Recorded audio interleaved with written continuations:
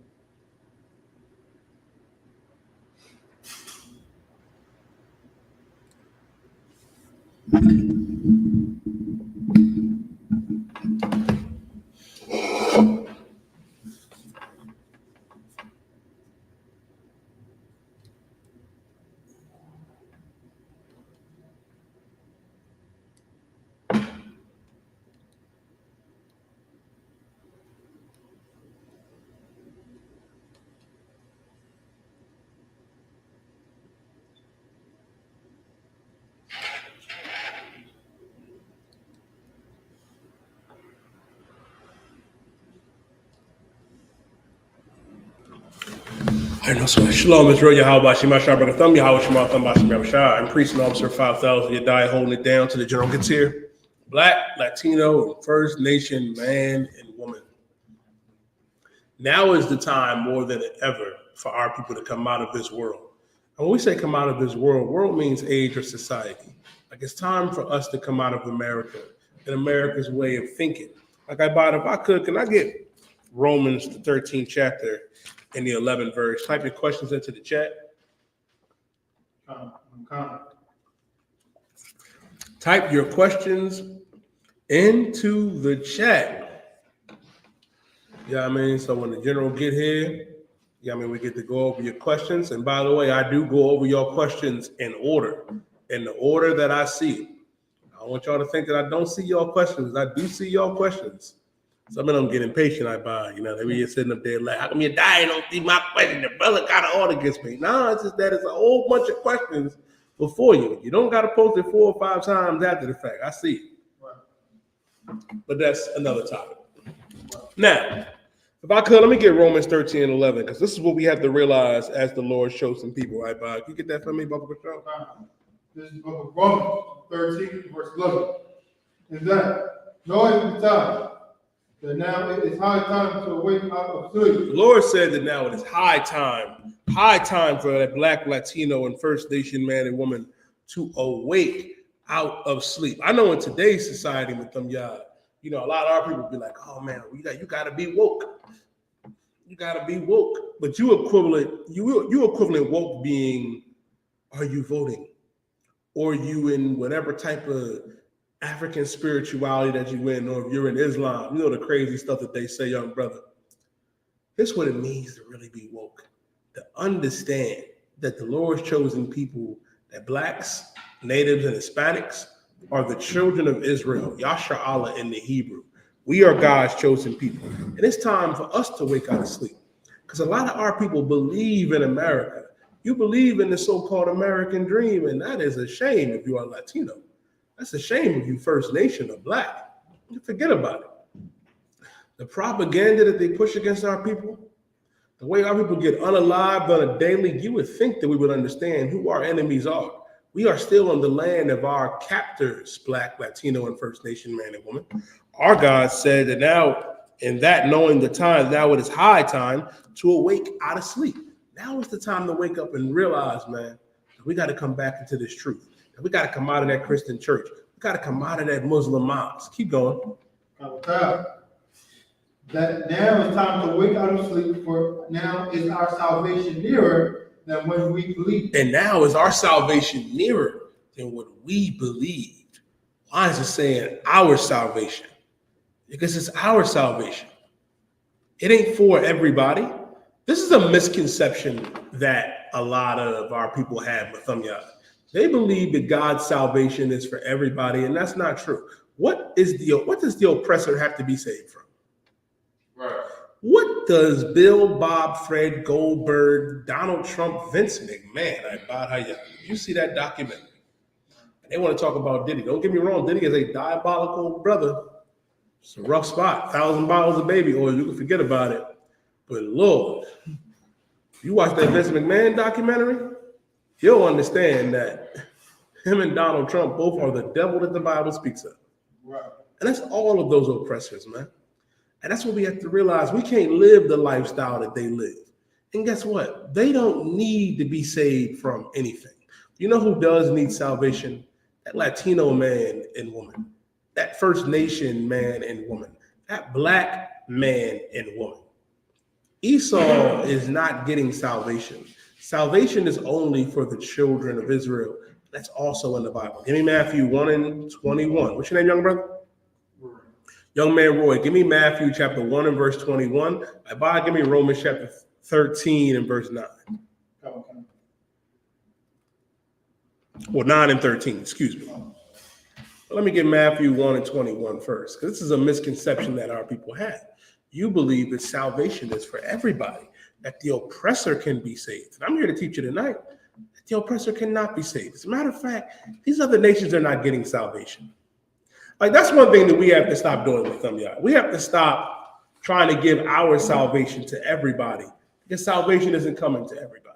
Salvation is only coming to the children of Israel. And I'm going to show you that in the Bible. Read, young man Roy, Matthew chapter 1 and verse 21. The book of Matthew 1, chapter 1, verse 21. And ye shall bring forth a son. And she shall bring forth a son. The she that is going to bring forth a son is Mary. Mary is also a black woman. She's the one that's going to bring forth a son. Read on. And thou shalt call his name Jesus. And thou shalt call his name Jesus, meaning call him Yahawahs. Keep going. For he shall save his people. For he shall save who? His people. He shall save his people. The Bible says that Christ is coming to save his people, not everybody. He ain't coming to save everybody. He's coming to save his people. And who are Christ's people? Christ was a Jew, right? From the tribe of Judah. So-called Negro, guess what? We're the tribe of Judah. Christ is coming to save the children of Israel, man. Yahshua, blacks, Latinos, and Native American Indians from their sins. He ain't coming to save everybody.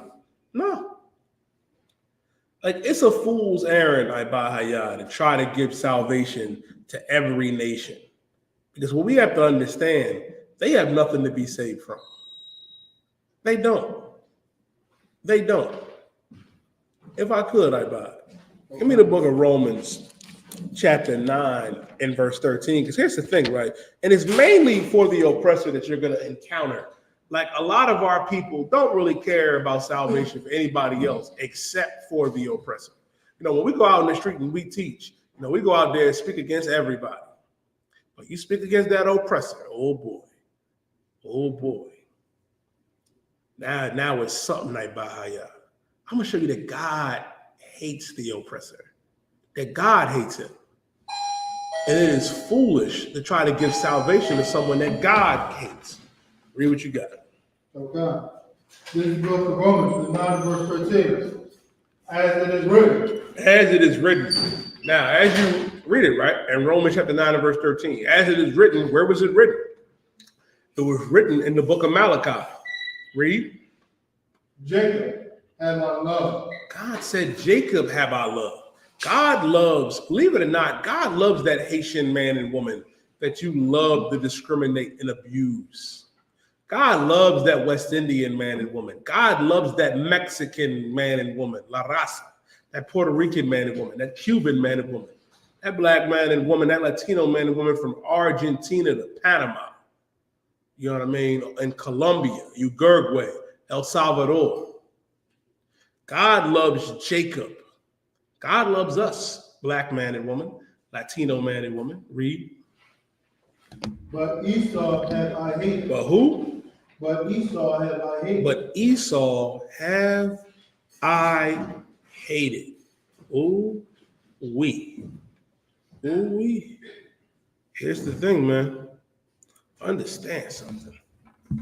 Understand something. What's heavy about that? God said he hates the oppressor. That's what the Most High said.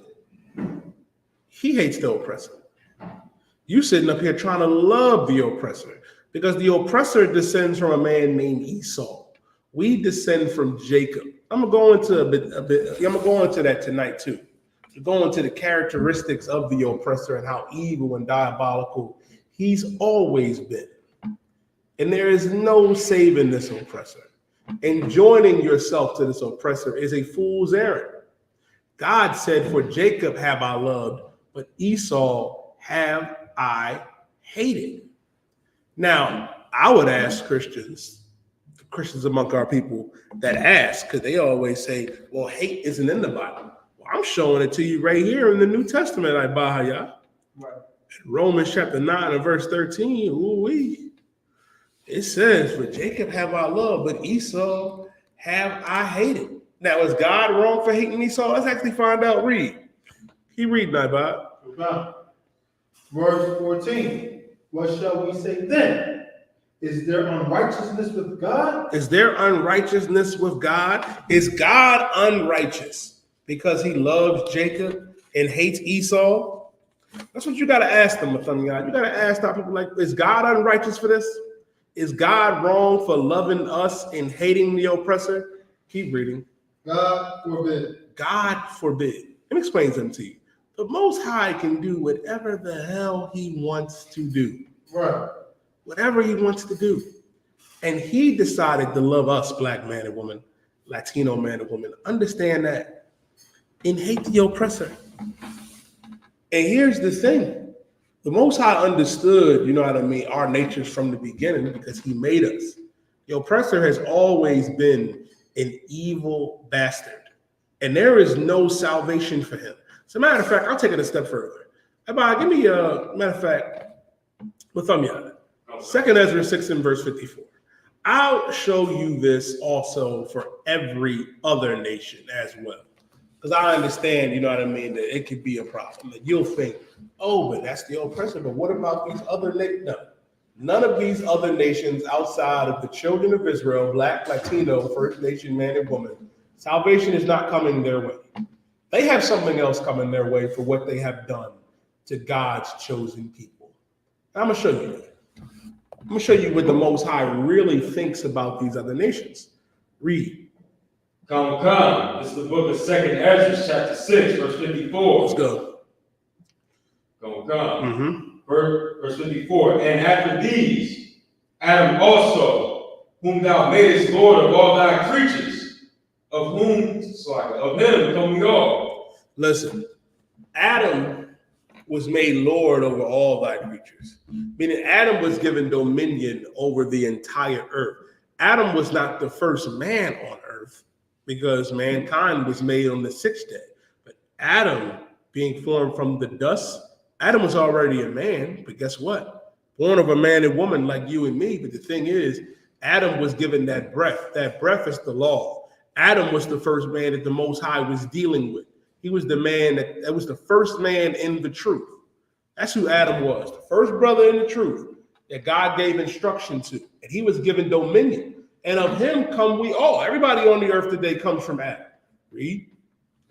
Come. And the people also whom thou hast chosen. And the people also whom thou hast chosen. Hold that, Abba, Deuteronomy 7 and 6, real fast.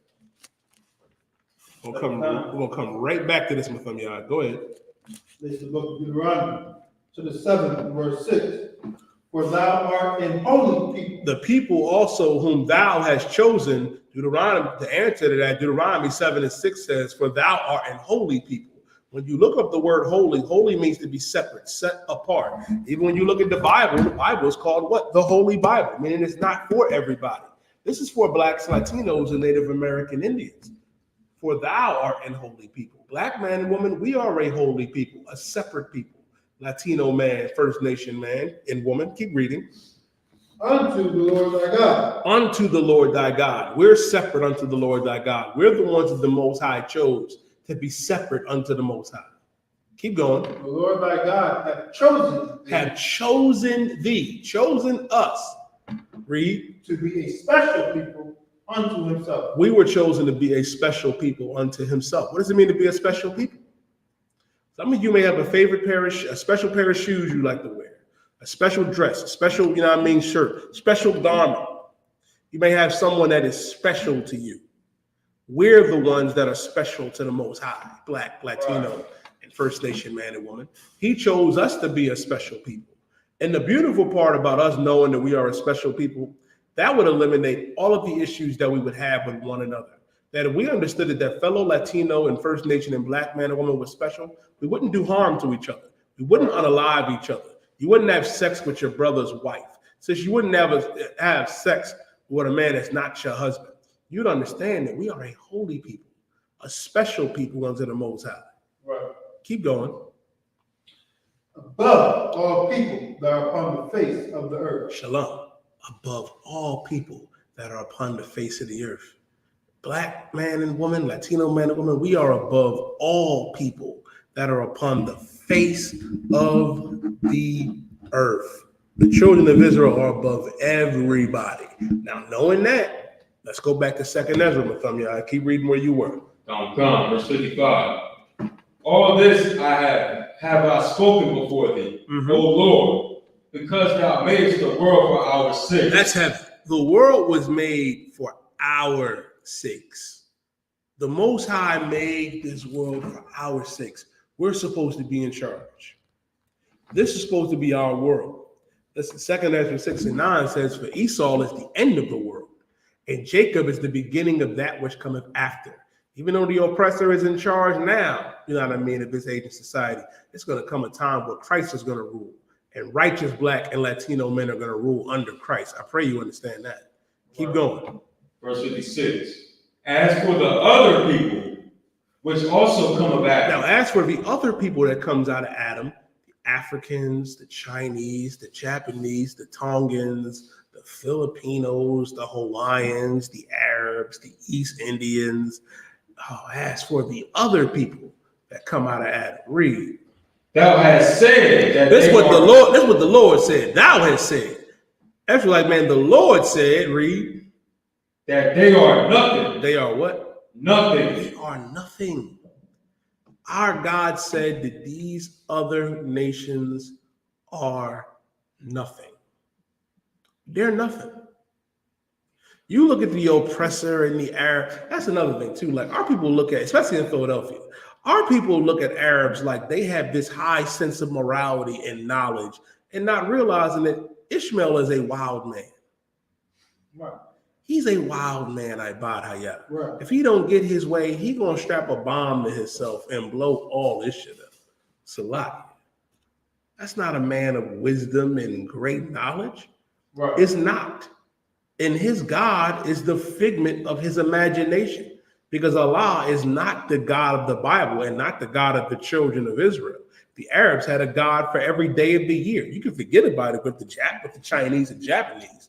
Oh my God, but we like anime, but some brothers and sisters take it a little too far.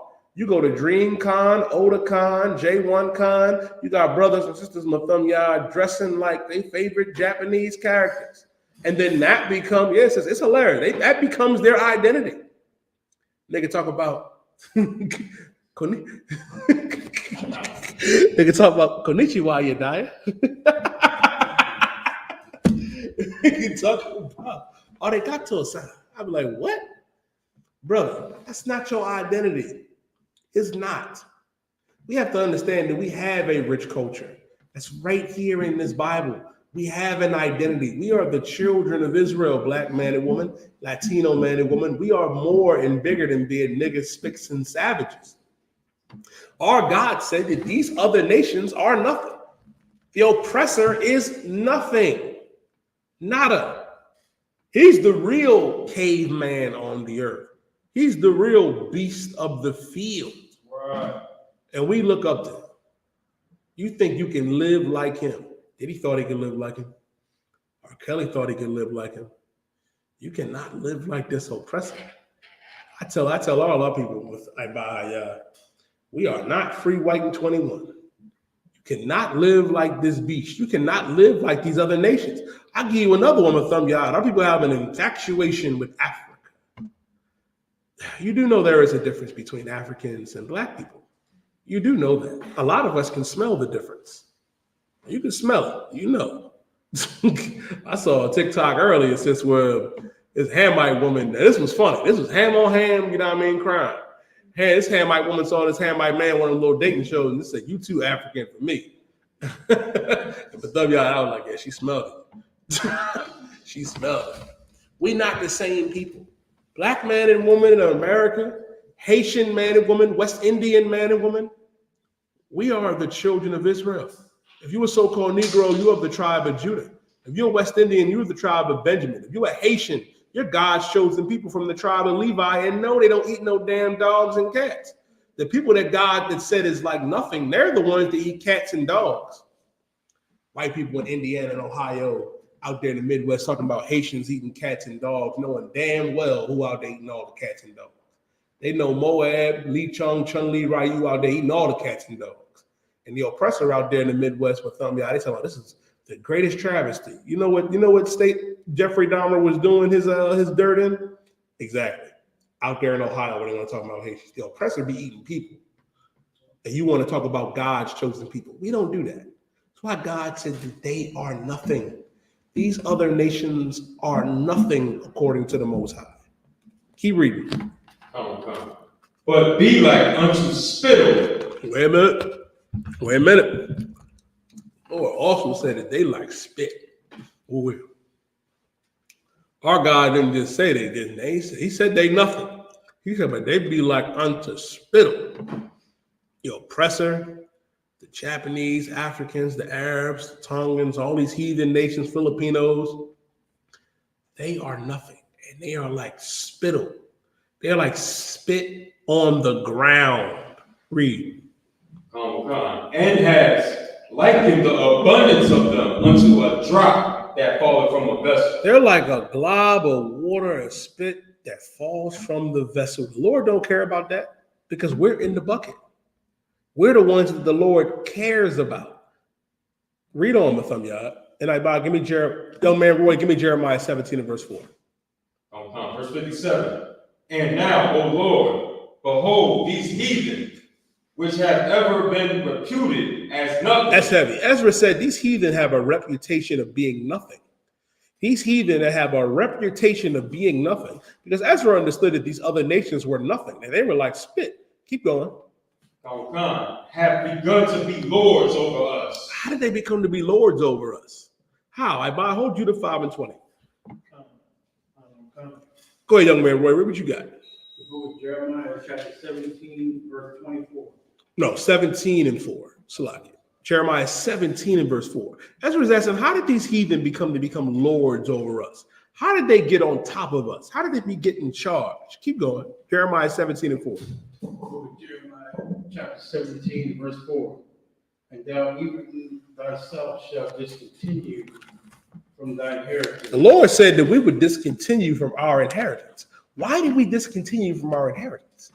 Because we decided to follow after these other nations and break God's laws. That's all throughout the book of Deuteronomy, the 28th chapter, Akim and Akwafim. We've been discontinued from our inheritance because we decided to follow after these other nations. I'll put it to you in simpler terms. Because you want to celebrate Halloween.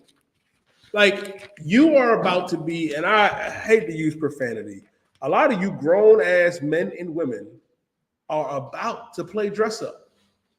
A lot of you grown men and women to be an excuse to dress up like ghouls and goblins and your favorite character. Some of you sisters, you know what I mean? You don't need an excuse to dress like a whore anyway. Now you're about to dress like your favorite fictional whore now. That's a rough spot, I buy her, yeah. That's why we've been discontinued from our inheritance. Following after the philosophy of these heathen nations. Keep reading.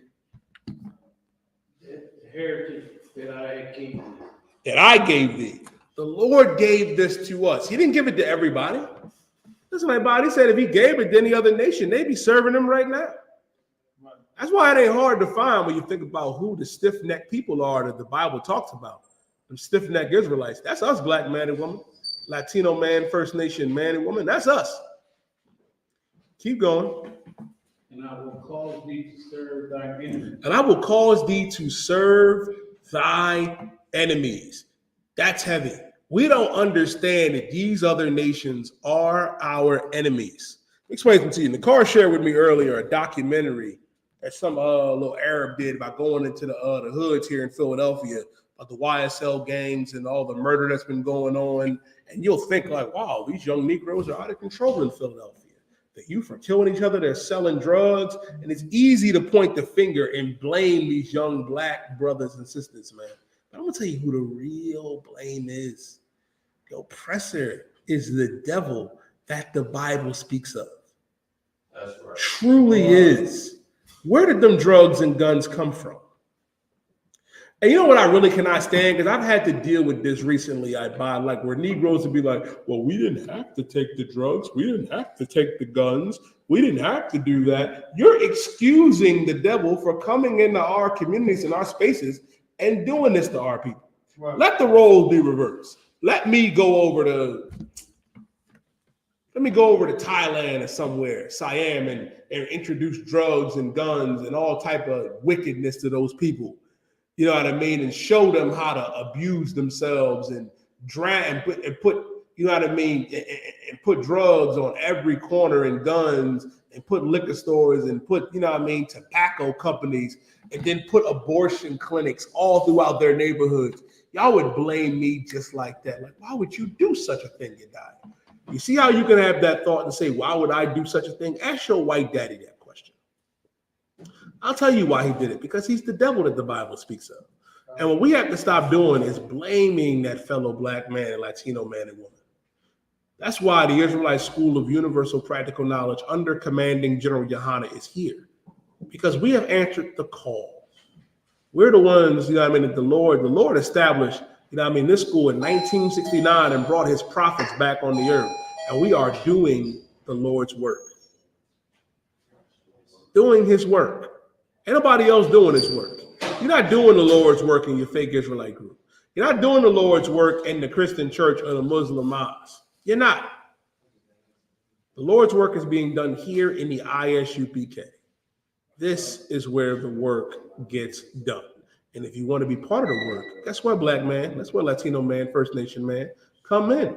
Put on your all black. I respect every young brother that comes in and wears all black, because it shows that you are tired of this society. You are sick and tired of the pain and suffering that we go through in this society under Esau, and you are willing to stand up to fight against the system. And that is a beautiful thing in my sight. And not every brother is as strong. Not every brother is as strong. That's why I tell every young brother, maintain your zeal. Maintain your zeal. You sisters too, man. Sisters is getting tired too, YAHANNA. They're getting tired of what's going on, shalom, brother, of what's going on out here in the world, man. They teaching our sisters to be whores, teaching them to be terrible mothers. You see what's going on with Cardi B and Offset. This Salaki. You know what I'm saying? That's a whole nother monster. And that's what the oppressor pushes. We are serving our enemies in this place. Every time you go out there and abort a baby, you're serving your enemy, because the oppressor is our enemy and they want us to kill our babies. Every time you go out there and you do get a so-called divorce, and when I say a divorce, you have sex with that brother and then you leave him. Or if you say, brother, you have sex with that sister and you leave her. Understand this, unless it be for fornication, unless that sister go and sleep with somebody else, it's to death do you part, because sex is marriage. This is what they don't want us to understand and know, because we're serving our enemies in this place, man. You think the oppressor is your friend. He's not. He is not our friend. You think these other nations are our friends. Why do you think they push voting and pushing unity among us with these heathens, but don't want us to come together with each other? Because they want us to be subservient to them. And it's not in our nature. It's not. We're supposed to rule over them. Keep reading. And I will cause thee to serve thy enemies in the land which thou knowest not. In a land where thou knowest not. We don't know this land. This ain't where we're from. We're a million miles away from where we're from, Yahawahs. We're from Israel, man. You think this is our homeland. It's not. It's not. Imagine this is the best way I can describe it. Imagine you in your house chilling, right? You just chilling, watching the game, you go to sleep, and then you wake up in jail. Yeah, you wake up in chains, part of the chain gang, shackled. That's what happened to us. That's why it's important for us to come back to who we are and understand that the game that the oppressor is playing with us, they want us, you know what I mean, to kill our babies. They don't want the Black or Latino and First Nation family coming back together. That's why they put every evil and wicked vice out there for us to be like, oh man, this is the norm. When relationships like Cardi B and Offset, that shouldn't be the norm. It shouldn't be. Since your first option should not be, I have to leave that brother. That is what the oppressor wants you to do. About give me where the Lord said, you know what I mean, the first bond, what Christ said, Salakia. Give me the scripture where Christ said, I believe it's in Mark and Matthew, where, you know, the bind the strong man. That's what the oppressor has done. They come in and gotten rid of that strong brother. And now it is free game. You know what I mean? Now our wives, our kids are food to them. That's why it's important to understand, man, that we got to come out of that way of thinking. You got what I asked for right back? Oh, Go ahead. this is the book of Matthew, chapter 12, verse 29. Mm-hmm.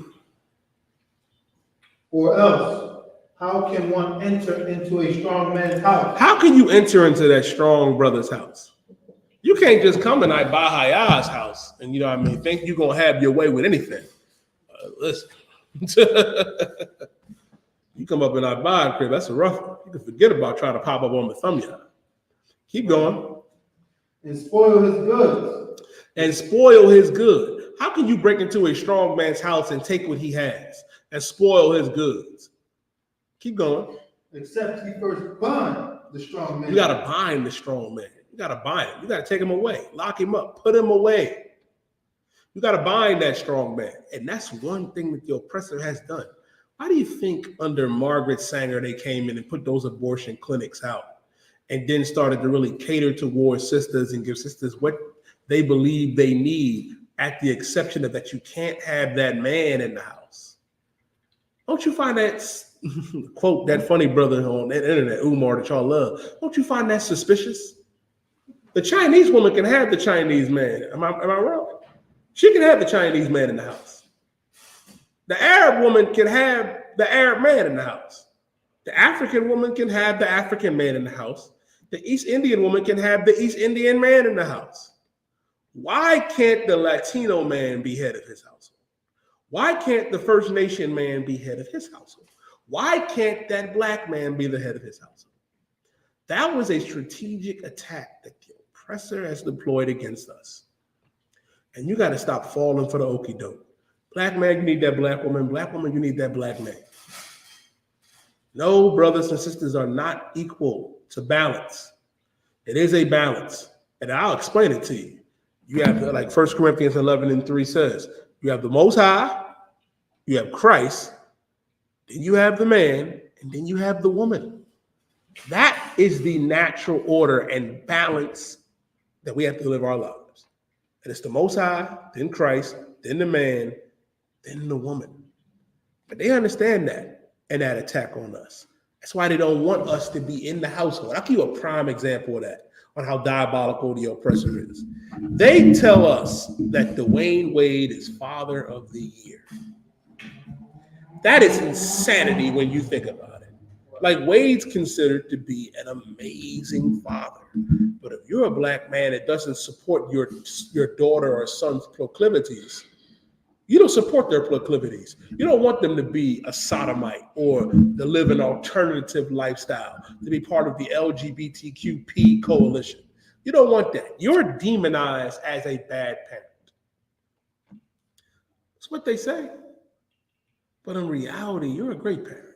I'm going to tell you why. Because you're not supposed to approve, you know what I mean, of that type of lifestyle. The oppressor calls it an alternative lifestyle, an alternative way of living. When God said it was an abomination. These are the games that they play with us, man. Where they want us to keep us in sin. Romans 1:21 says, who changed the truth of God into a lie and worship and serve the creature more than the creator.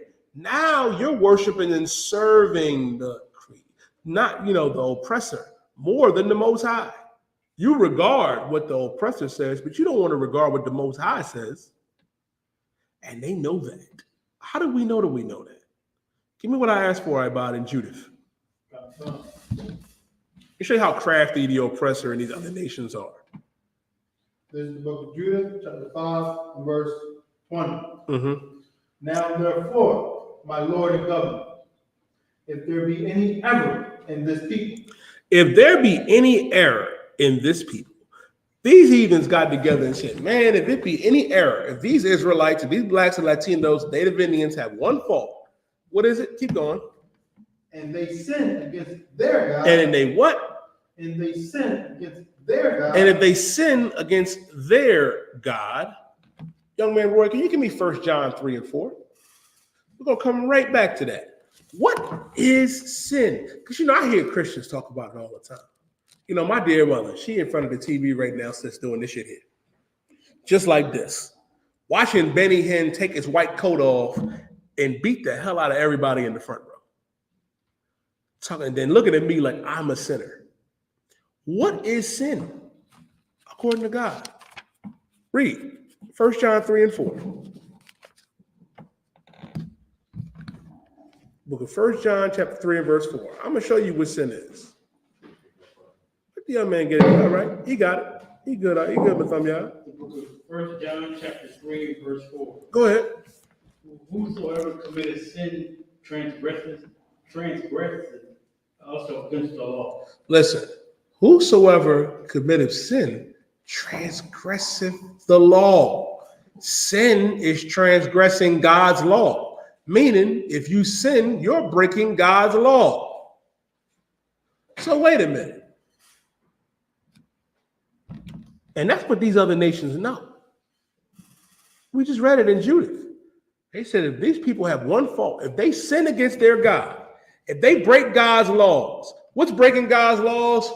Celebrating Halloween, celebrating Thanksgiving, which is the mass genocide of the Native American Indians who are the tribe of Gad, the tribe of Reuben, who are the Seminole Indians, the Mexicans who are the tribe of Issachar, celebrating Thanksgiving, celebrating Christmas, celebrating your birthday, Valentine's Day, and any other of these holidays.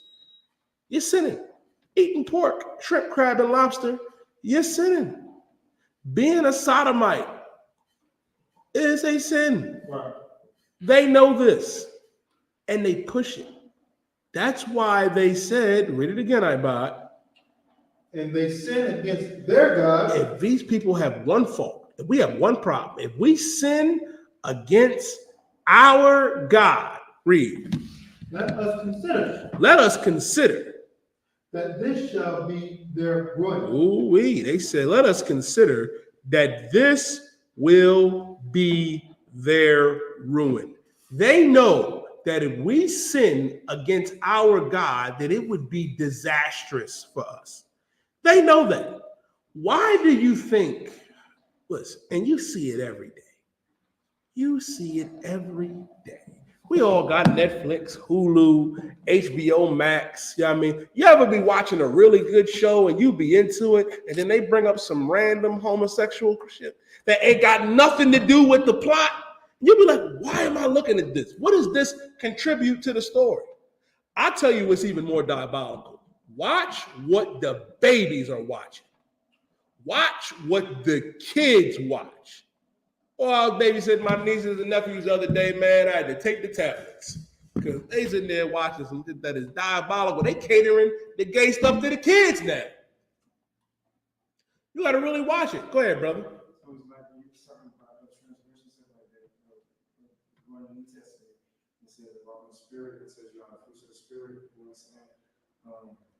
like kind of like transgressing these fruits of the spirit, being who he is as original man, stuff like that. And they're watching us all the time to see if we're going to do something other than that. And then it's like they're placing judgment on us based on what it says for us not to do. If you're claiming something, you know what I'm saying? Because of Jesus, you know what I'm saying? So far, according to the New Testament, you know what I'm saying? Being a man, everybody made mistakes and try to build off of it. You know what I'm saying? As far as the positive, as far as continue following the fruits of the spirit. You know what I'm saying? Disregarding the other subject, obviously not walking into. So it maybe being what I've been through, I see. Okay, he say it is. He say yeah. Okay, any little thing could be. Not saying this, but like a piece of paper that's this small on the floor. Mhm. It's a sin. You know what I'm saying? They're maybe like it's life in prison or something like that because they hate us that much. You know what I'm saying? Okay. Said a lot there. I'm gonna answer it, you know what I mean, piece by piece and line by line. Now, with sin is transgression, God's law, statutes, and commandments. The Bible says that the law was only given to the children of Israel. We're the only ones that can sin. And then when you read in Judith, the 5th chapter and the 20th verse, these other nations understand that and they know it. That's why they say if we sin against our God. Now, before you come into the truth, right? And this is important. I get what I want. New man, new woman. Also, Mathumyah, get me in Hebrews, sin willfully. Before you come in here, you may not have known eating shrimp, crab, pork, and lobster was against God. You may not have known that, living an alternative lifestyle or being a murderer, such and such, because we all had this Bible growing up. The Bible has been sitting on the dresser. The Bible has been sitting on the table, but nobody in that church, in that mosque, really understands the Bible. They don't. The point is, when you come up in here and you learn that the law is not done away with, I'm gonna get that too, that these laws endure forever. A misconception that they teach in church, right, is that, Christ did away with the law. That is nowhere in the Bible. Christ did not do away with the law. And to your other point, also too, I also hold righteous man fall 7 times. That it is going to be a struggle. You are going to stumble. You are, I don't expect any brother, like say you have whatever addiction you may have, to just go away over time. But the point is to get up in here, and continue to strive until eventually you stop doing that thing. That's why it's important to get around the brothers. Like if you're a brother that has a cigarette addiction, I don't expect you to quit cold turkey. You have some brothers that can do it, but it takes time. Like with everything. And you may not have known, I'll give you a big one. A big one is that weed. A lot of people battle us every day with Mathumyah and thinking, oh, weed ain't unlawful. Weed is absolutely unlawful. You may not have known that, but now that you know what you must do. You got what I asked for first, I buy it? The new man stuff. Give me that first. And And then I'm going to go to Mathumyah. when we start, set off the form conversation. Yes. Give me that first. This is the book of Ephesians, 4 and verse 22. Mm-hmm. That ye put off concerning the former conversation, the old man. You got to put off the former conversation, the old man. You have to forget everything that you were taught.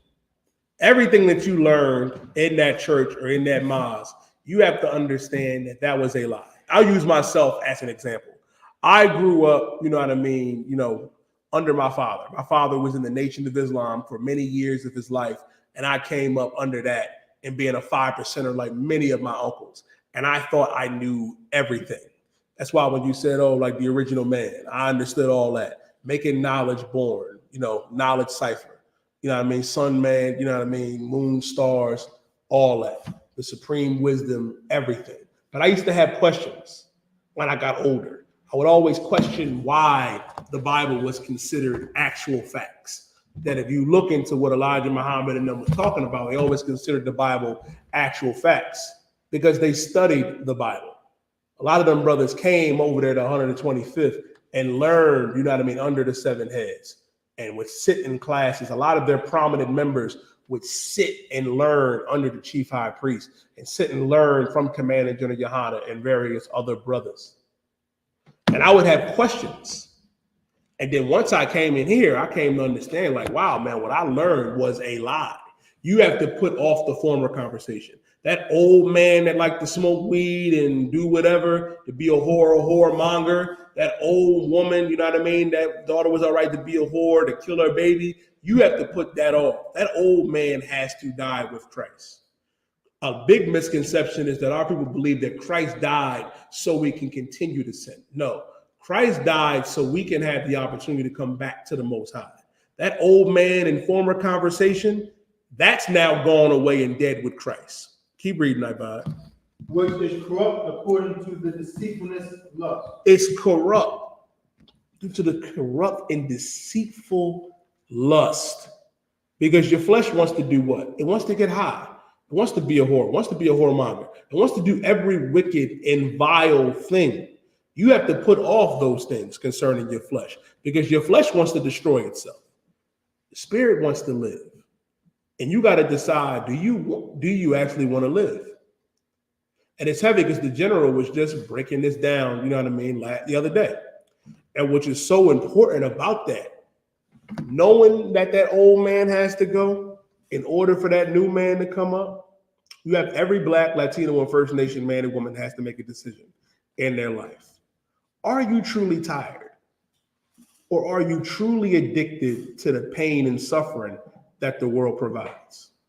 A lot of us are trauma bonded, you know what I mean, to the whatever pain and suffering that we came up in, whether it was molestation, whether it was corruption, whether it was physical or mental abuse that we came up in under this society.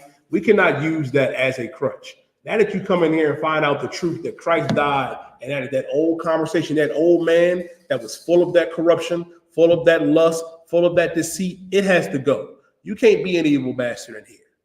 You can't be a sinner in here and sit here. That's the difference between this place and the Christian church and the Muslim mosque, because you can go into the Christian church and Muslim mosque and remain a homosexual, and they'll tell you that God still loves you. Where is that in the Bible? You can go up in the Muslim mosque and do the exact same thing, because Muhammad was a pedophile. Married Aisha when she was, 6 years old, Ibad? Where do we do that at? We're all fathers and mothers in here. That ain't cool. But that's what they condone. That's not condoned here. It's not. It's not. That uncleanness, that deceitfulness, that lust can't live in here. It has to go. Christ came to do away with that. Keep going, Ibad. Verse 23. And be renewed in the spirit of your mind. And be renewed in the spirit of your mind. Now that you know that pork is unlawful, you're not going to eat pork no more. Now that you know that cigarettes and weed is unlawful, I'm not going to smoke it no more. I'm not going to use it as a crutch. Well, you know, and this is a main thing that they say, Matham, they say, God knows my heart. God knows my heart. I have grace. I'll show you that too. That's Romans 6:1. So Romans, the whole 6th chapter. They use that as a crutch to say, oh, we can't do this. That's not true. That is not true. Because our King came to show us how to do it. Read that last line again, Ibad. And be renewed in the spirit of your mind. Now you're renewed in the spirit of your mind. Now you understand that what you were doing before was wrong. And it's unlawful. I'm not going to sell drugs no more. I'm not going to unalive my brother no more. I'm not going to be angry with my brother or sister without a cause. If I have an ought with my brother or sister, I'm going to pull them to the side. Because now you understand what Christ really died for. In the renewedness of your mind. Any more, Ibad? Verse 24. And that ye put on the new man. And you put on the new man. Now you're a new man. If you used to sell crack in the past, you come up in here, guess what? It'd be like you never sold crack. You can have listen, you can have a woman and have more bodies than Sexy Red and Meg Thee Stallion and Cardi B. That's a lot. That's a lot, Matham. Sister can come in here living like that. You come up in here and get up in here and renew your mind and become a new woman, get your name. That woman ain't never slept with nobody. She's a virgin now. Now what they consider a virgin. A virgin is a woman of marriageable age, not some little girl like the fake Israelites and pedophiles in the church teach. But now you're a new woman. Now it's like you have never had sex with any man. You a new brother. You don't sell drugs no more. You could be, I don't care, you could be Tony Montana out there. You come up in here and get up in this work, become that new man. You ain't never sold nobody no drugs. Right. You a whole new brother. That ain't you. That's the importance of understanding what Christ died for. And that is a big misconception that is not taught in the church, because they teach that Christ died and you can still live and do whatever the hell you want. If that's the case, why is he saying that your mind has to be renewed, that the old man has to be put away, and that the new man has to come forth? Now you got to decide if you're ready to become a new man or a new woman or not. And to the other part, give me sin willfully. Now here's the other thing. Bible also says this in regards to now you knowing that the law is not done away with. And I'm going to get you that too. This is what happens when you break the law and you know something is unlawful now. Now that you come in here and you found out that the law has not been done away with. Keep going. Read what you got. Oh God, this is the book of Hebrews, chapter 10, verse 26. Mm-hmm. For if we sin willfully, after that we have received the knowledge of the truth. Listen, if we sin willfully, after we receive the knowledge of the truth, Hadar, you're right. They do use Paul's letters to justify their thinking. But who wrote the book of Hebrews? It was Paul, right? Paul wrote it. And what did Paul say? Read it again. For if we sin willfully. If we sin willfully. Now, if you sin willfully, read. After that, we have received the knowledge of the truth. Now that you receive the knowledge of the truth, now that you know that smoking crack is wrong, smoking anything is wrong, including that weed and that fentanyl that my thumb y'all do on the weekends, but you think I don't see it. See his reaction says, yeah, he didn't think I was going to catch him out there. He said, God damn. I'm joking, of course, but thumb y'all don't do none of that. He's an excellent young brother that's in this truth, man. Now that you know that, right? Now that you know, guess what? Read. There remaineth no more sacrifice for sin. Now there's no more sacrifice for sins. Christ ain't going to get up and die for you again on that cross. If you go out there and sin willfully after you found out that being a whore is wrong, being a whoremonger is wrong, that you're not supposed to eat shrimp, crab, pork, and lobster, that you're not supposed to put that woman away, you know what I mean? Unless it's for fornication, you cannot go out there and put that sister away for anything. The only way you can do that is unless she went out and slept with somebody else. Right. Can't do that no more. Can't do that no more. Now that you know that, and you come up in here and you sin willfully after receiving the knowledge of the truth, there's no more remaining of a sacrifices for sins. Christ is not going to die for you again. Now the Lord is going to deal with you directly. And trust me, that's a rough spot. It's not what you want to be in. Right. It's not. And the thing is, too, and I'm glad you asked that too, brother, and made that comment, because a lot of our people, you coming out of that church and you coming out of that mosque, and it is a deceitful place. They don't even understand that. Most of our people have no clue. And they, like the brother said in the comment section, they use Paul's words to try to justify their wickedness. But Paul just said, if you sin willfully after receiving the knowledge of this truth, there remaineth no more sacrifices for sins. You can't say, oh, I have grace. That's another thing that I cannot stand, young man, Roy. Mama and auntie talking about, oh, we got grace, baby, we good. Give me Romans chapter 6 and verse 1, and then give me Matthew chapter 5 and verse 17. And then give me the other scripture that I asked for. This is the book of Romans, 6 and verse 1. Mm-hmm. What shall we say then? Shall we continue in sin that grace may abound? Shall we continue in sin? This is also Paul. Paul is asking, shall we continue in sin? Meaning, should we continue the sin that we in? Should we continue the sin that we in and let grace abound? Let me ask, what is grace? Because people don't understand grace neither, Matham. Grace is a period for you to get yourself together. If you are behind on your electric bill like myself, guess what? You'll call them up and say, yo, Pico, I need a grace period. They'll give you a period where you can pay that bill. They're giving you more time. What we have right now is more time to get it together. Don't squander it by going out there behind the building smoking and vaping. That's the new thing with them. Yeah, I mean, they out there vaping now. It look crazy. Keep reading. Oh, verse 2. God forbid. God forbid. God forbid. And these ain't the only ones that Christians will use. They'll use they'll use many. They'll try to use. Listen, that's one thing that they do in the church. They will try to twist what Paul says. Romans 3:1 says, "Do we make void the law through faith?" Now I brought up grace. Now they're asking. Now Paul was asking, "Do we void the law through faith?" Now is the law none and void because you have faith? God forbid. Yea, we establish the law. The law ain't go nowhere. The law has not been done away with. Christ said it himself. You got what I asked for in Matthew? 5:17? Read. Nice and loud. It's the book of Matthew, chapter 5, verse 17. Think not that I am come to destroy the law or the prophets. About whole Proverbs 24:16. But keep it. Oh, Matthew, Proverbs 24:16. Read that again from the top. Matthew chapter 5, verse 17. Think not that I am come to destroy the law. Christ said, think not that I've come to destroy the law. The law has not been done away with. Those words are written in red because Christ is speaking. He said, think not that I've come to destroy the law. Christ said, don't even put it in your mind that I'm coming to do away with the law, statutes, and commandments. Read.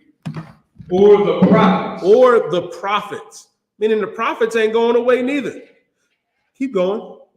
I am not come to destroy, but to fulfill. I've not come to destroy, but to fulfill. Christ didn't come to destroy the law. He came to fulfill it, to show us how it's done. Keep reading. Verse 18.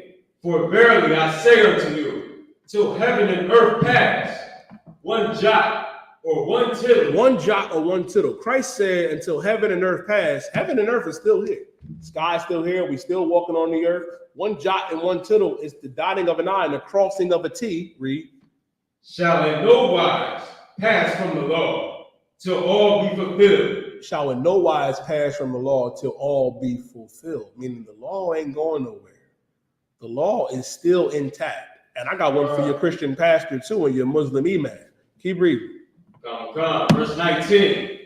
Whosoever therefore shall break one of these least commandments. Listen, Christ said anyone that is going to break one of these least commandments. What's a commandment you think is small? Eating pork. You think eating pork is small.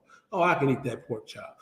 It says, I saw a brother today open up a pack of chitlins and drink the juice. I almost threw up drinking shit juice. Salaki for the language, y'all. But that is, that shit is gross.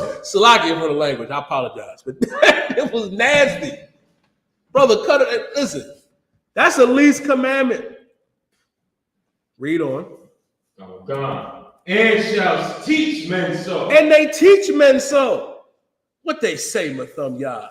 They say it's not what goes into the mouth that defiles a man, about what comes out. Ask the pastor what that precept, what were Christ and them talking about? Were they talking about pork and drinking chitlin juice? No. Talking about hand washing. You try to twist the word to make it fit your agenda. Well, Christ didn't eat pork. Disciples wasn't out there eating pork. Wasn't out there eating shrimp, crab, pork, and lobster. You want to do it. Christ clearly said, think not that I've come to destroy the law or the prophets. And he said, if any one of you break these least commandments and teach men so. There are pastors out here that tell sisters to get an abortion. They'll tell you, think about your career. Think about their schooling now. They'll tell you that. And tell sisters to go get an abortion. They'll tell you, you're going to the pastor for marriage counsel. What you need is separation. You need to see other people. You need to go your way. Sis, you need to go your way. Lie. Unless that sister the one that slept with somebody else. No, you got to work that out. Right. Because sex is marriage. Right. But your pastor is an immoral sexual deviant who was at the Diddy party. Y'all do know T.D. Jakes, the power bottom, was at Diddy's party, right? He was there. He was there. And you know that mayor, that New York Mayor Adams, he was there too. You know, it's a lot, yeah, but seems like everybody that's not in the UPK was in them parties. But I can tell you why y'all was shy for that. Right. Keep reading, my thumb, y'all. He shall be called the least in the kingdom of heaven. If you teaching our people to break these least commandments, to break the laws, statutes, and commandments, you're going to be called the least in the kingdom of heaven. Now, when the kingdom of heaven does come on this earth, by the way, T.D. Jakes, Creflo Dollar, Joel Osteen, all of your pastors and imams, they're going to Louis Farrakhan, they're going to be called the least in the kingdom of heaven. Read on. Come. But whosoever shall do and teach them. But whosoever shall do and teach them, whoever shall do and teach them, keep reading.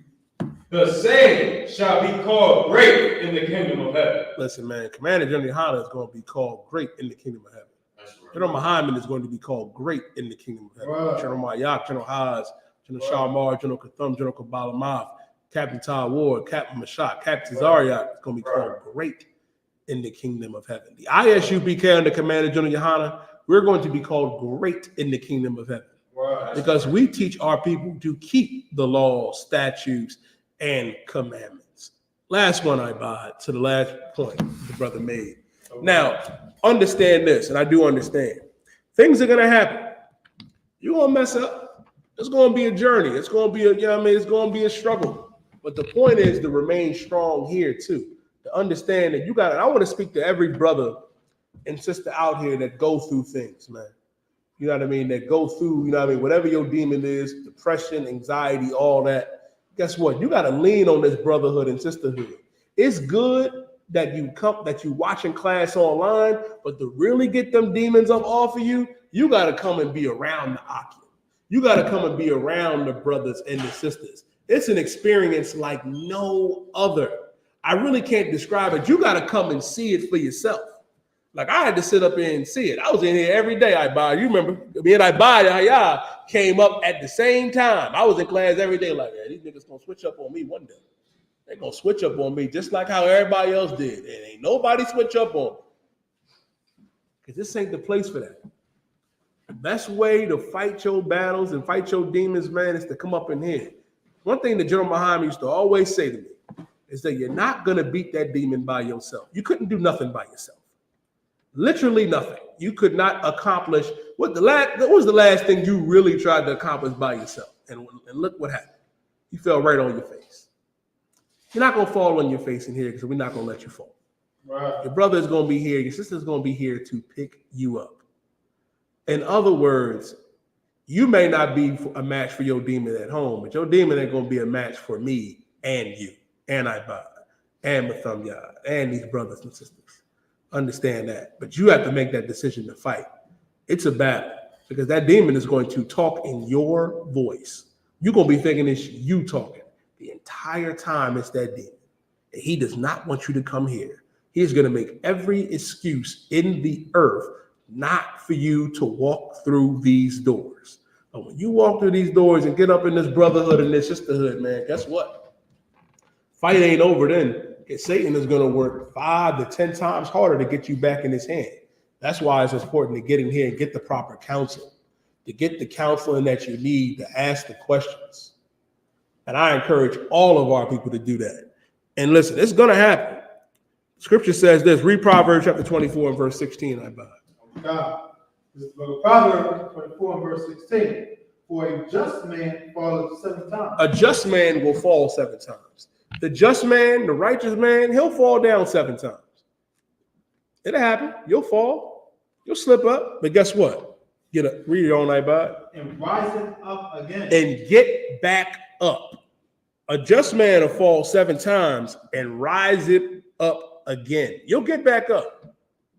You'll get up. That's what a just man will do. You can't fall down, you know what I mean, and then wallow in your pity and go back into the world. Some of you do that.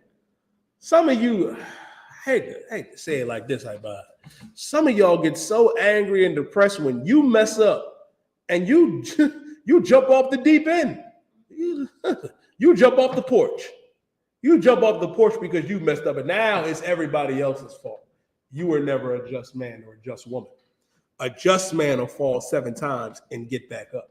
Dust himself back up and get back in the game, get back in the fight. Read on. But the wicked shall fall into mischief. But the wicked shall fall into mischief. Ooh-wee. The wicked will fall into mischief. If you're a wicked brother or sister, we're going to know. We're going to see you.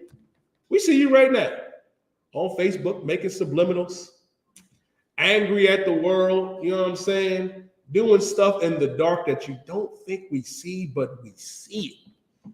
But the wicked, when you fall into mischief. You fall back into the world that you came out of. You fall back into it.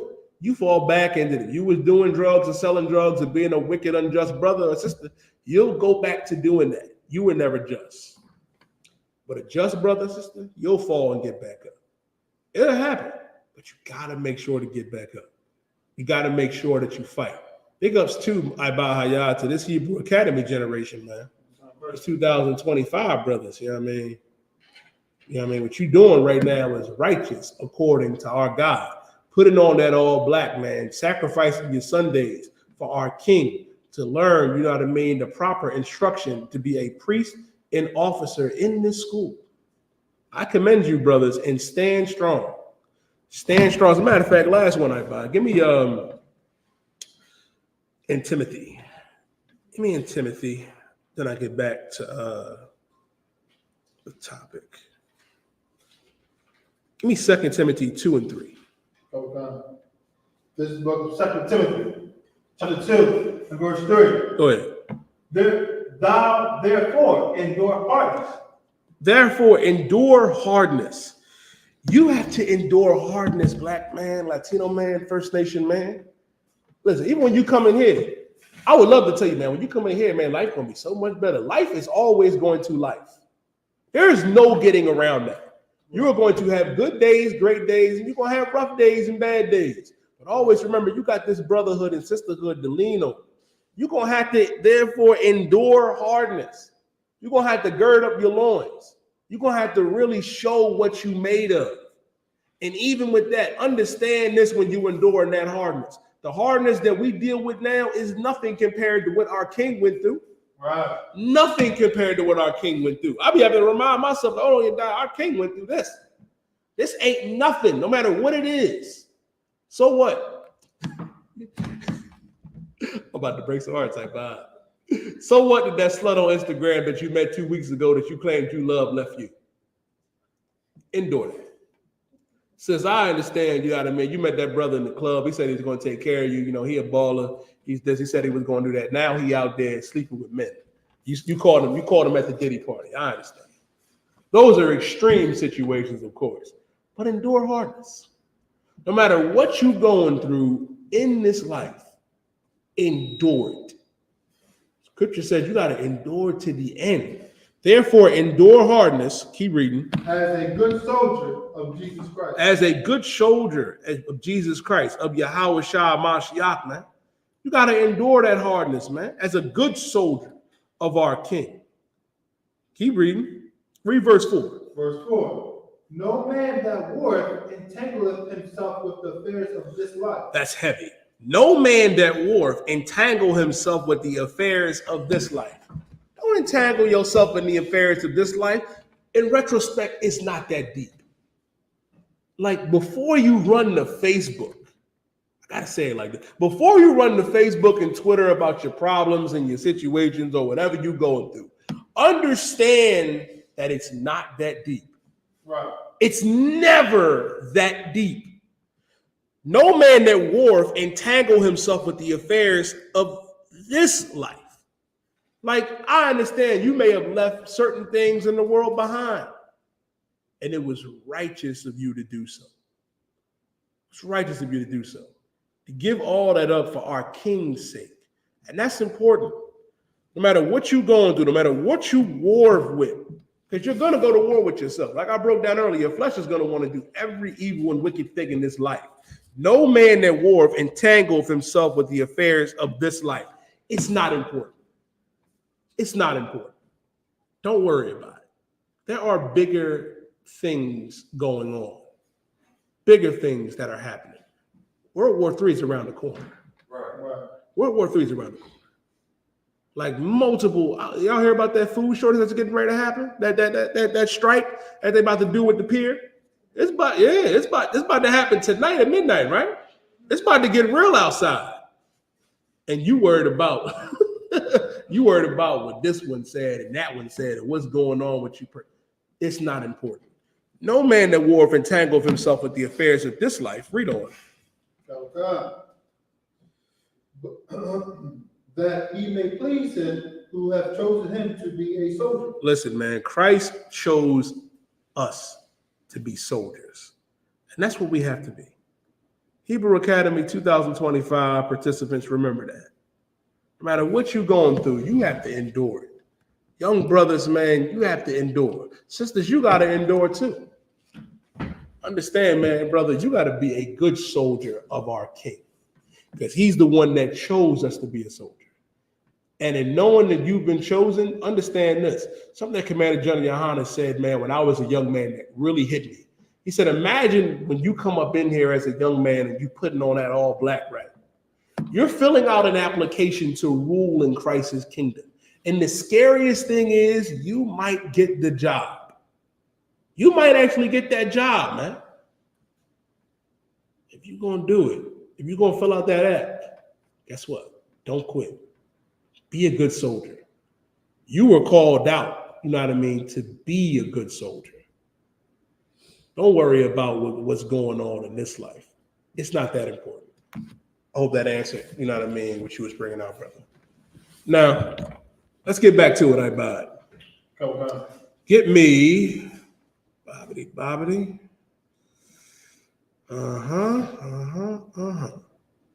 Matter of fact, to get back on it a little bit, give me 1 John chapter 2 and verse 15. All right. This is the book of 1 John chapter 2 and verse 15.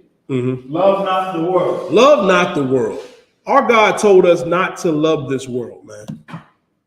You got to understand, our people in the world love this place. They love this age of society. You love Christmas. You love Thanksgiving. You love that church. You love that mosque. You're like Lot's wife. Lot's wife loved. You know why she looked back at Sodom and Gomorrah? Because she loved it. She loved how she was living over there. And then look what happened. Became a pillar of salt for it. Love not the world is what our God is saying. You ain't supposed to love this place. Keep going. Neither the things that are in the world. Neither the things that are in the world. What is in this world? What is in this age of society? You see what's in it. That's a rough spot. And you got to look at that and say, damn, this ain't for me. This ain't for us. A lot of our people sell out. Look at Puffy. wanting to be part of Esau's society, wanting to be part of Esau's world. Now look at you. Thought he was Hugh Hefner. You thought he was free, white, and 21. What's the difference between Puff and Hugh Hefner? What's the difference? Hugh Hefner did the same thing. Listen, he didn't Puffy have a connection from his mansion to the Playboy mansion? Intertwined with your oppressor. You see where they get you? See where it gets you? You see how they lock P. Diddy up? I brought up Vince McMahon earlier. Let me tell you something. Watch that documentary. I had to, but some of y'all to tell you, I had to go get a bottle. I could not believe it. But I could believe it because he's the devil that the Bible speaks of. Right. Is he locked up in jail? All the women that he sexually abused? All the rape and abuse that he did to people? Don't happen to the oppressor. You know why it happens to us black man, Latino man, First Nation man and woman? Because we're held to a higher standard. We're held to the highest standard. Right. We're not supposed to go against our God and against his law, statutes, and commandments. The oppressor can do that because that comes natural to him. The oppressor is a natural deviant. He is. And he wants us to be intertwined with him. That's why when I brought up in Judah 5:20, they want us to be in perpetual sin. Right. so that we can go against our God. And in going against our God, guess what? Now we're in the condition that we're in. Not realizing the real issue is this. To me, Lamentations chapter 4 and verse 17, I buy. We look at them for salvation. You're looking at Joe Biden. You're looking at Kamala Harris. You're looking at Donald Trump. You're looking at our enemy. You're looking at the oppressor like they could do something for our people. And they cannot. They can't. And I'm going to show you that in the Bible because they're pushing it more than everywhere. Everybody, listen, I'm going to thumb y'all.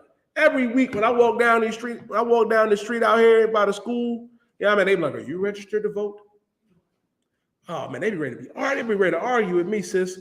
About you don't support a black woman in Kamala Harris. Kamala Harris ain't a black woman. She's not. How the hell does a white man plus an East Indian woman equal a nigga? It just doesn't, that don't even mathematically make sense. And that goes into all skin folk ain't kinfolk. Just because you got melanin for those people out there. Well, I be brothers at the slavery telling me some of y'all all the time. They be like, Yadiyah, she got melanin. It's the melanin. Like Officer Mirage said, man, we don't know who the fuck is in Dunkin' Donuts. We don't know if it's Ishmael or Elam, but I know Ishmael is a heathen, and I know Elam is a heathen. Well, guess what?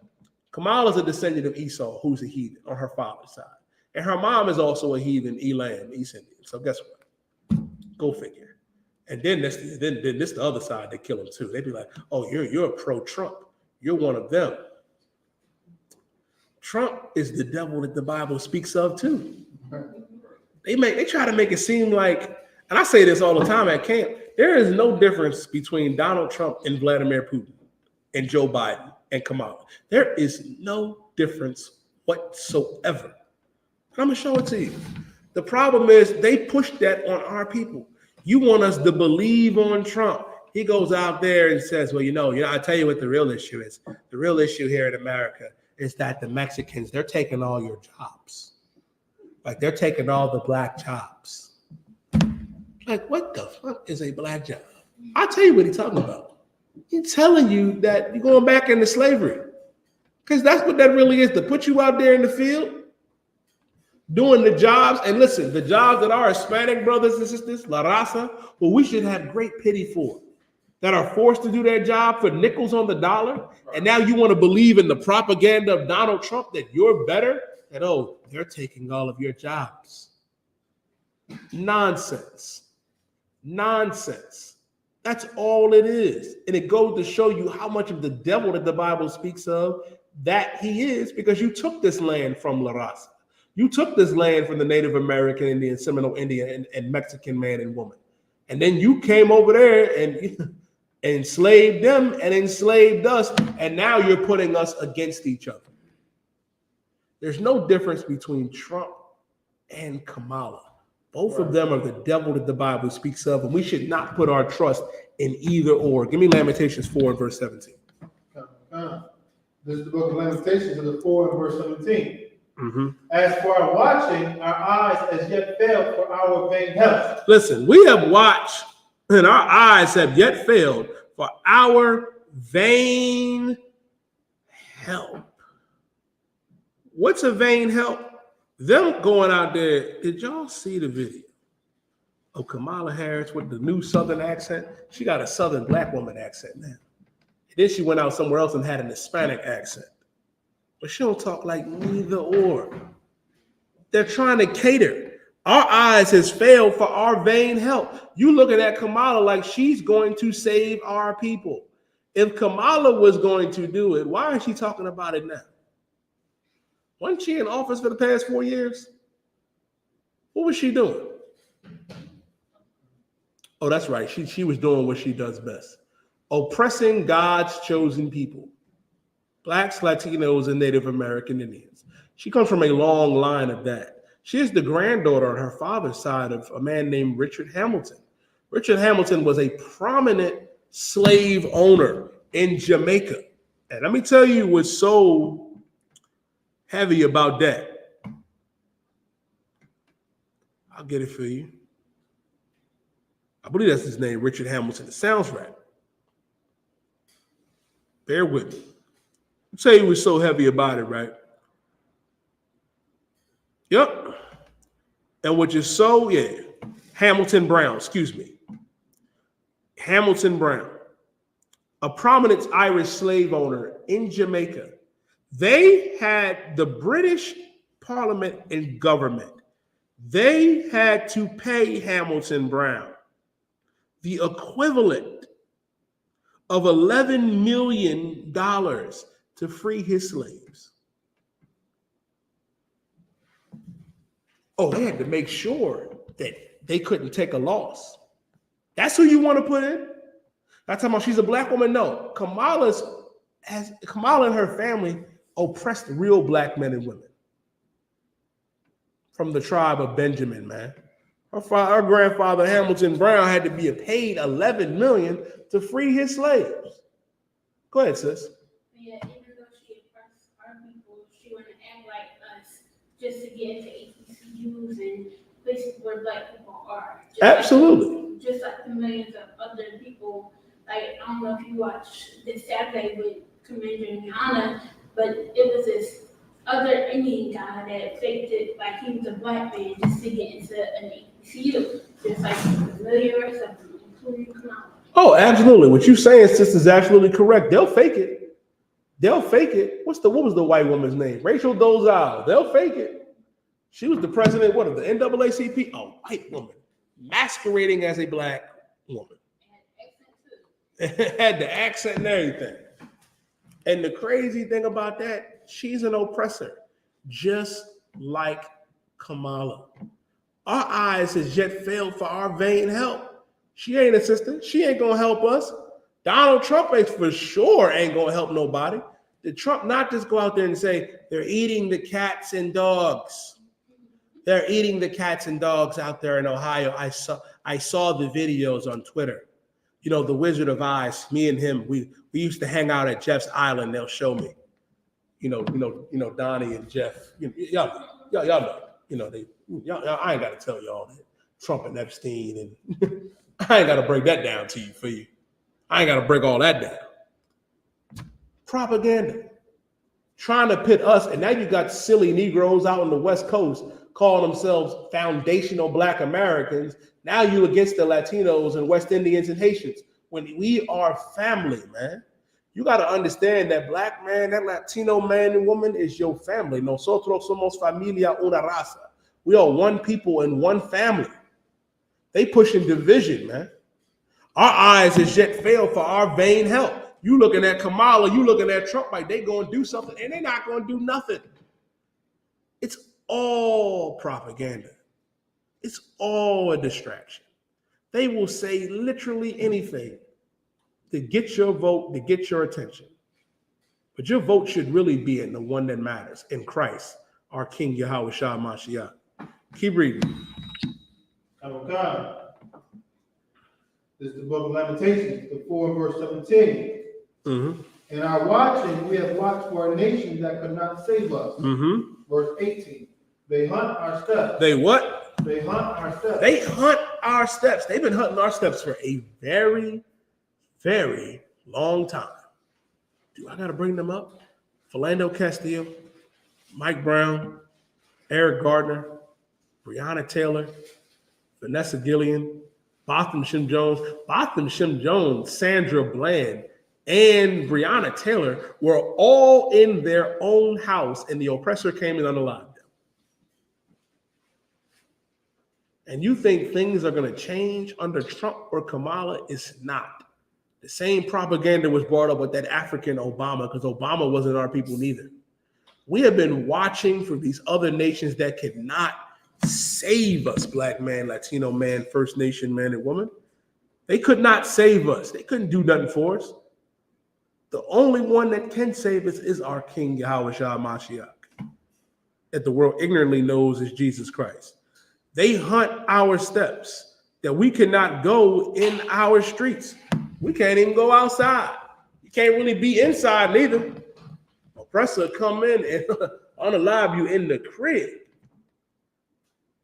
And you think things will change under this beast? It's not. Real change comes by changing yourself. And the way you change yourself is to come up in the I.S.U.P.K and the commanders under YAHANNA. Like I was breaking down earlier, that old man has to be put off, and that new man has to be born.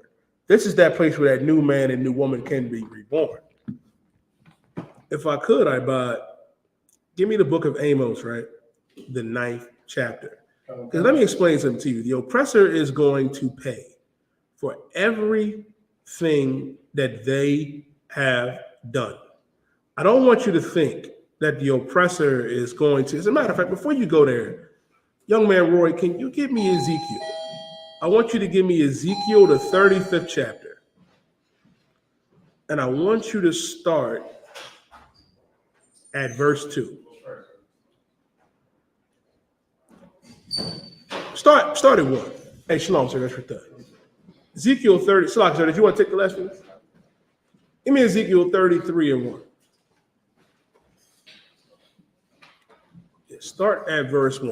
I'm going to click it about 10 minutes. Sir. The book of Ezekiel, chapter 33 and verse 1. Are we doing something? I think so. Okay, calm down. I'll click it at 10 minutes. Sir. Yeah. Go ahead, brother. Against the word of the Lord came unto me, saying, Okay, calm down. Son of man, speak to the children of the people. Listen, it says, moreover, the word of the Lord came unto me, saying, Son of man. Read verse 2. Son of man, speak to the children of the people, of thy people. Slide. Say unto them, You read out of a King James Bible, brother? KJV? You in Ezekiel 35 and 2?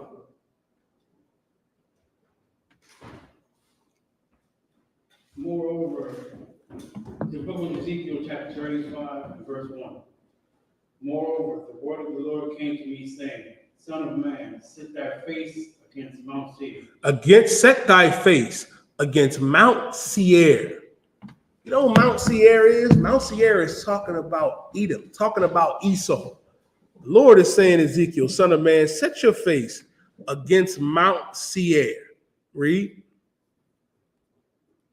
And prophesy against it. And prophesy against it. Meaning telling Ezekiel to prophesy against Esau, to prophesy against Edom, prophesy against Mount Seir. That's where the oppressor is from. The oppressor descends from a man named Esau, like I broke down earlier. And Esau was born red and hairy.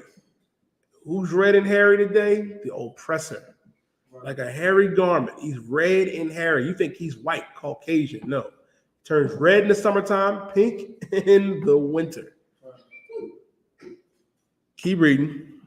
And say unto it, thus saith the Lord God, behold, O Mount Seir, I am against thee. The Lord is saying, oh, behold, Mount Seir, I am against thee.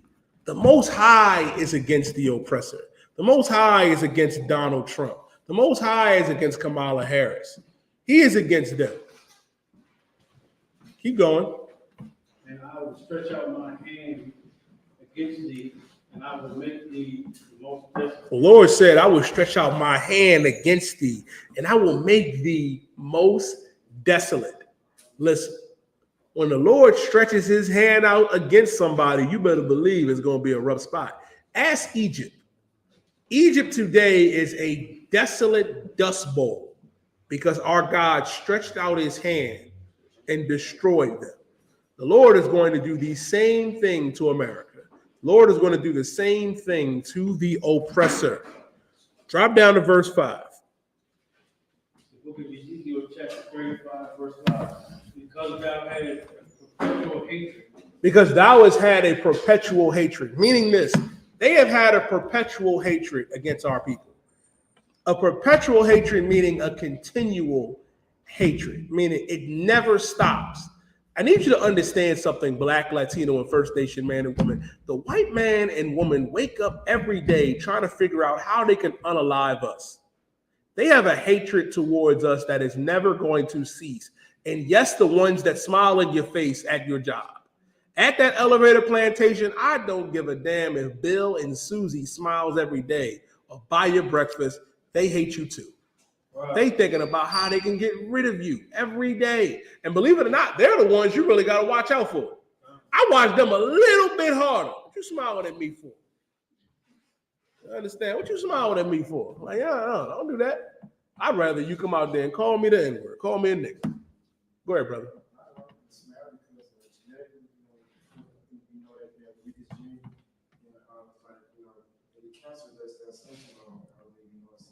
So like, yeah, that's like, probably pressure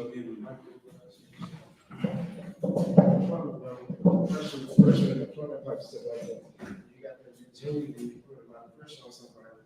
What's the point? You know what I'm saying? But as a black man, we got a strong gene, you know, so we can take that pressure so that they can't take. So when they're really mad, you know what I'm saying, they have to smile because they mess around and get sick of sicarii, you know what I'm saying, genetically, you know. Basically, we've been watching for a long time. And like you said, they're smiling. They're not smiling because they smiling because they really hate us and they really want to be angry. So if they get too angry, they can get sick and die, man. You really do the research behind that, their genetic genes and stuff like that. They know it, but a lot of African Americans and Americans don't know this about the white folks. You know what I'm saying? They can't get too mad. It's like the price of bus. I'll do you one better on a spiritual level, brother. You know why they really smiling on that spiritual level? Because when they think about every evil and diabolical thing that they have done and can do to them, it's a sensation that they get among their people. It's like, how can I describe it? Like they have a sense of ecstasy among them, like when it comes to their wickedness, especially against us. If you get a chance, go out and look at the videos of them when they go out there and hunt. And they go out there and they kill a bear or a deer. And they're like, oh my God. You got white men that don't even get that type of arousal from their women. They get it from the other men though, because you know, that's a whole nother topic. But they get excited when it comes to murder, bloodshed, living by the sword, which is spiritual. Because they can't help it. That is in their nature. Like people don't understand them being like, us saying that they're the devil that the Bible speaks of, man, is absolutely true because the Most High said it. And we're two different sets of people. Jacob and Esau. Jacob is a plain brother that dwelled in tents, who every Black, Latino, and First Nation man and woman descends from. Esau was a man of the field. Esau liked to be out there, covered in deer piss, in the jungle, in the woods somewhere, tearing everything up. It's a shame what they're doing to the wildlife. And they want to talk about the Haitians. You know, we need to call PETA on Esau for the things that they do. Call everybody. And that's the thing too, man, and what we have to realize. Our God said, you know what I mean, because thou hast had a perpetual hatred, a continuous hatred, because it's within them to be that way. It is. It is like, and it's a quote. I remember I was watching, I think it was Phil Donahue. Khalid Muhammad used to always come into the I.S.U.P.K and sit in those classes. And he checked them devils and said something that was heavy. Now, that's a little bit of Hitler in every white person. That's true. Because they all descend from Esau. All of them descend from Esau. That's in their nature to be bloodlusted. And listen, and history shows that. Look what they did to the Native American Indians, the tribe of Gad, the Seminole Indians, the tribe of Reuben, the Mexicans, the tribe of Issachar. They're going to get together on the last Thursday of November and celebrate the rape and murder of God's chosen people. You know what they call it? Them manifesting their destiny. And silly Negroes are going to celebrate it. Silly Blacks and Latinos are going to celebrate it. Hold your point for 1 second. That's the point on why we have to get out of this society, on why it's important to separate and to understand why our God is going to deal with them accordingly. What were you going to say? Yeah, this is their weakness. This is what the youth, the white youth don't know, and even a lot of the older ones that up to my age, like 38 and stuff, like even a little bit older. But then we dealt against the Christian church over in Europe coming over here, and the other ones that was locked up and got sent over here. You know what I'm saying? They're over here, and they're the seed. These kids, they're the seeds of these rebels that come from over in Europe. You know what I'm saying? They don't understand why. Even they're smiling all the time. They really hate us and don't realize why they hate us. Unless you tell them, then do their research, then you go, okay, I'm going to hate them with all passions I can. They don't know this. They weakness. They don't know this. They might know a little bit about being rebels for the Christian church overseas back in the day, you know what I'm saying? Like people came over here, they don't have the mentality to think. From over here, my ancestors came from over there. I'm the seed of those people, the criminal mentality. You know what I'm saying?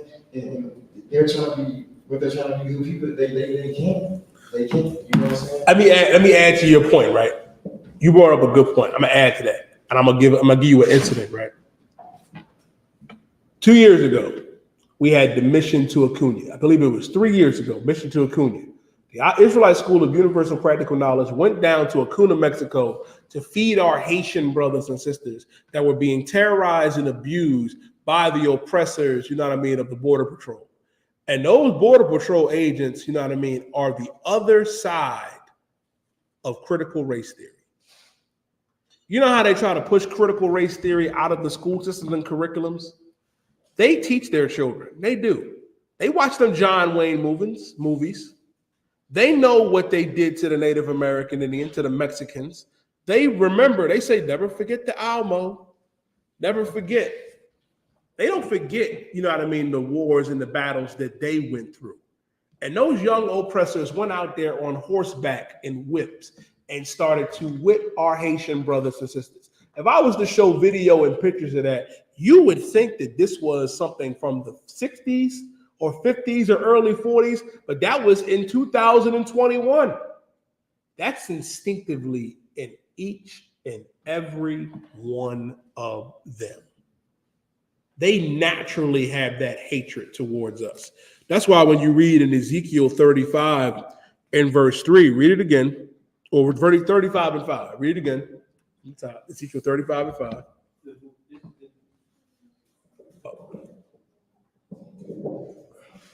The book of Ezekiel chapter 35 and verse 5. Because thou hast had a perpetual hatred and hast shed blood of the children of Israel. Thou hast shed the blood of the children of Israel because thou hast had a perpetual hatred. They shed our blood because they have that perpetual hatred against us. It is instinctively in them. It says, because thou hast had a perpetual hatred and hast shed the blood of the children of Israel, read. By the force of the sword. By unaliving us with the sword. By unaliving us with the gun now. The modern day sword is the gun now. Keep reading. In the time of their calamity. In the time of our calamity. When the time where we were the most vulnerable. Where the time where our, you know what I mean, suffering had been coming to an end. Read. In the time that their iniquity had an end. In the time of our calamity, the time when we were very vulnerable, most vulnerable, and the time where our sin, because iniquity is sin, had an end, they had no mercy. Verse 6 says, therefore, as I live, saith the Lord God, I will prepare thee unto blood, and blood shall pursue thee.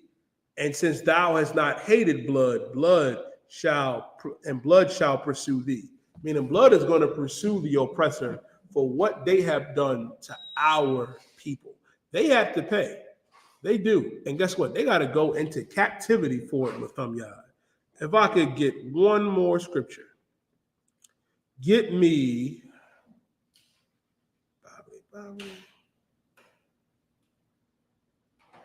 Give me Revelations.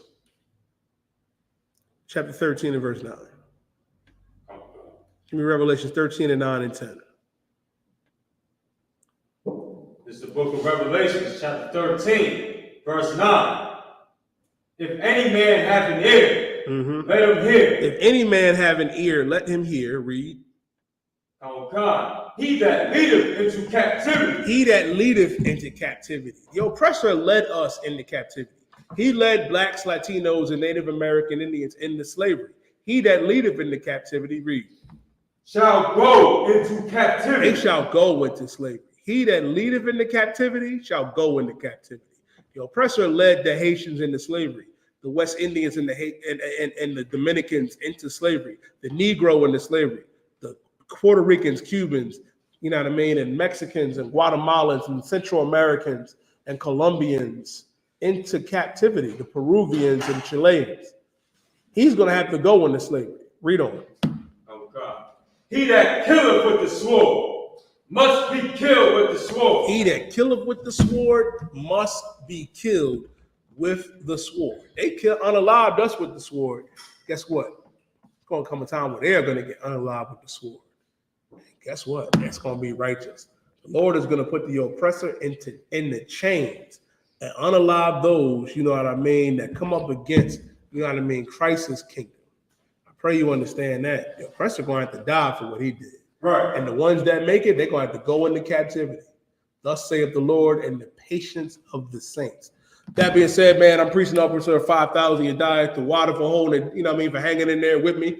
General Muhammad will be back next Monday, or tune into General Muhammad this Thursday. It's a lot. General Muhammad should be back this Thursday. I believe he might be teaching out of headquarters.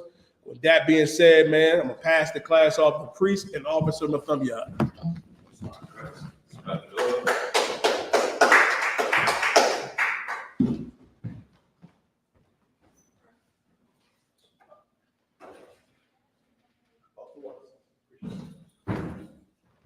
I.S.U.P.K security announcements with I.S.U.P.K starting at 1 West 125th Street, Harlem, New York, under command of YAHANNA. Rule for new brother and sister. When a new brother or sister comes into the school, they are off limits for 6 months. They are to be saluted only. They are here to shed themselves to the world. If they need transportation, the teacher will arrange it. After 6 months, if a brother or sister has an interest in a particular person, he or she must get permission from the head to speak to a brother or sister. There is another 6 months in which the brother and sister will court each other. After this 6 month period, the brother and sister will get permission from the head to marry. Tithes, which is a commandment. You can find this in Numbers chapter 18, verse 21. Malachi chapter 3, verses 8 through 10. It means the tenth in Hebrew, sicarii. 10% of every penny of any increase the Lord gives you, give to the treasury department, priest fund. Free will offer for priests, not mandatory. Whatsoever amount you would like. Upcoming holy convocations, we have the memorial blowing of the trumpets, and it's on Wednesday, the 2nd of October. Then you can find this in Leviticus, the 23rd chapter, verses 24 and 25. All right. Whatsoever, remind Akim and Akwati to check the bulletin board in the hallway. If any brother wants to become a trooper in the school, to start wearing all blacks. You know, black shirts, black boots, pants, shirt, tab, and a scarf. The back men of Israelite, which means the same. We all gonna give one person salute, right? The men of Israel. Good, I bet.